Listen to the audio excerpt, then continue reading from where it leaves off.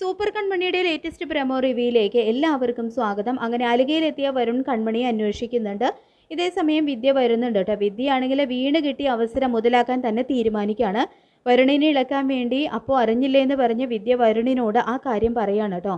ഇത് കേട്ട് വരുണാണെങ്കിൽ അവൾ അവൻ്റെ വീട്ടിൽ പോയിന്നോ എന്നൊക്കെ ദേഷ്യത്തോടെ വൺ തിരിച്ചു ചോദിക്കുകയും ചെയ്യുന്നുണ്ട്.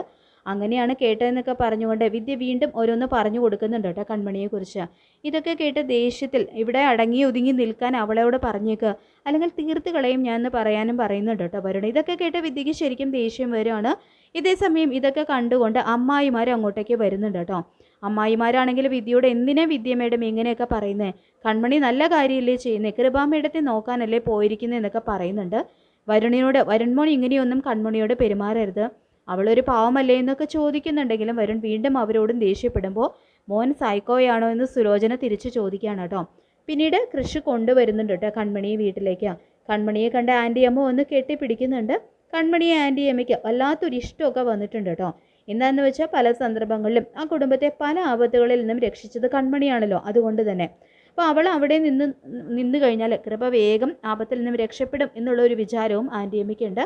അതാണ് ആൻറ്റിയമ്മയ്ക്ക് കൺമണിയെ കണ്ട ഇത്ര സന്തോഷം. അപ്പോൾ അതിനിടയ്ക്ക് വരുണും മാനസിയൊക്കെ കൺമണിയെ വിളിക്കുന്നുണ്ട് കേട്ടോ.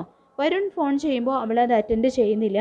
പിന്നീട് സാഗറിനോടും സുജയോടും ബലരാമൻ കൃഷിൻ്റെ വീട്ടിൽ വന്ന് സാഗറിനെയും സുജയും സ്വാധീനിച്ച കാര്യമൊക്കെ ഉപദേശിച്ച് കൃഷി കളിക്കാൻ അവൻ ഗ്രൗണ്ട് ഉണ്ടാക്കി, ഗോളിപ്പോൾ അവൻ്റെ കോർട്ടിലാണെന്നൊക്കെ പറയുന്നുണ്ട്.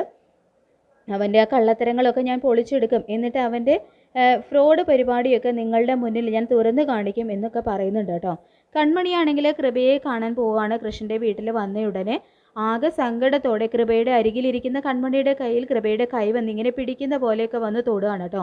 ഇത് കണ്ട് ഒരു ഞെട്ടലോടെ തന്നെ കൺമണി നോക്കുന്നുണ്ട്. എന്തായാലും കൺമണിയുടെ സാന്നിധ്യത്തിൽ കൃപ രക്ഷപ്പെടുമോ, കൺമണിയും കൃഷും ഒരുമിക്കുമോ എന്നുള്ള കാര്യങ്ങളൊക്കെ നമുക്ക് കാത്തിരുന്ന് കാണാം. ഈ റിവ്യൂ ഇഷ്ടപ്പെട്ടെങ്കിൽ ലൈക്ക് ചെയ്യുക, ചാനൽ കൂടി ഒന്ന് സബ്സ്ക്രൈബ് ചെയ്യുക. താങ്ക്